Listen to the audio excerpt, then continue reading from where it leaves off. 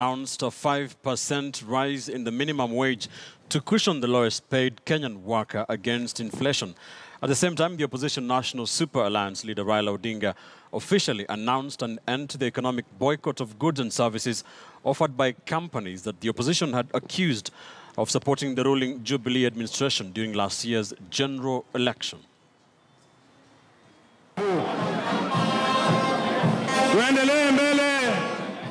The Central Organization of Trade Unions, COTU, marked the 53rd Labour Day celebrations at the historic Uhuru Park grounds in Nairobi.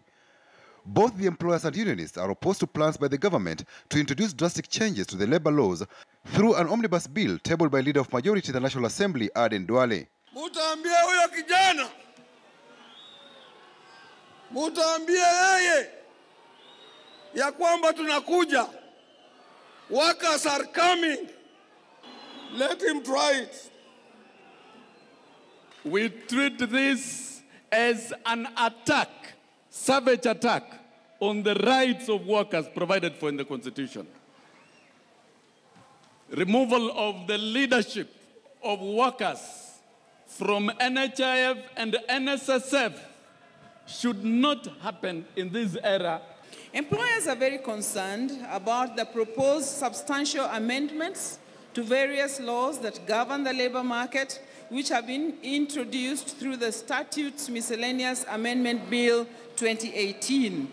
These proposed changes have a wide-ranging impact on the management of the labor market and therefore need proper stakeholder consultations and engagement in line with the spirit of our national constitution and international labor organization conventions to which this country is a signatory. We're therefore asking CS for your intervention so that the proposals are withdrawn from Parliament to give the labor market stakeholders a chance to discuss and contribute to them as envisaged.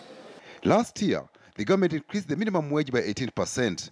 COTU had asked for a 22% rise this year, but employers opposed the move, claiming it will hurt the economy. The government has offered a 5% rise. In recognition of the good work done by our workers and cognizant of the rate of inflation of 4.8% this year, I hereby at this stage declare a corresponding increase of 5% increase of the minimum wage with immediate effect. Some firms have not implemented the last year's minimum wage increase. The president removed taxation on retirement benefits, bonus and overtime performed for those earning less than 100,000 Kenya shillings. But to date, Honorable CS, this has not been gazetted. This shows that some people in the same government where President Uhuru is, they are not taking his directive seriously. One of the reasons commonly cited by businesses declaring redundancies or exiting our country is the high labor costs in Kenya. Any increase in the cost of doing business therefore endangers jobs. Employers request Your Excellency, the CS, the Honorable CS, and the leaders of trade unions, COTU Kenyan and others, to have a rethink on our wage setting policy. Yale ambayo inatakikana ni kuangalia tunawezaje kurudisha nauli ya matatu chini. Kodi ya nyumba turudishe chini. Na vile vile bei ya chakula turudishe chini. Tukirudisha hizo chini, kutakuwa hakuna haja ya kuongeza mshahara. Manake tukiongeza 22% vile tunadai, kesho gharama itapanda na 30%. Tutakuwa tumefanya kazi bure. In the spirit of the handshake with President Uhuru Kenyatta, Raila lifted the economic boycott of goods the opposition had imposed. In the spirit of the handshake with President Uhuru Kenyatta, Raila lifted the economic boycott of goods the opposition had imposed on goods of several companies, including Brookside, that is owned by the Kenyatta family. Tunawasamehe Safaricom, Bidco, Brookside na Haku. Sawa sawa. Tunakubaliana ya kwamba sasa watu wetu wanaweza kufanya biashara na makampuni haya.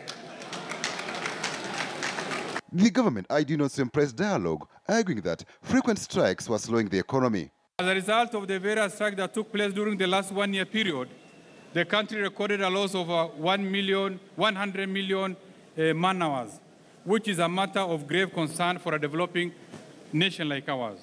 And the Teacher Service Commission for the last 3 years has engaged in a process of generating policies that are not negotiated. And teachers' morale is at its lowest ebb as we celebrate this Labor Day. Patrick Amimo, KTN News.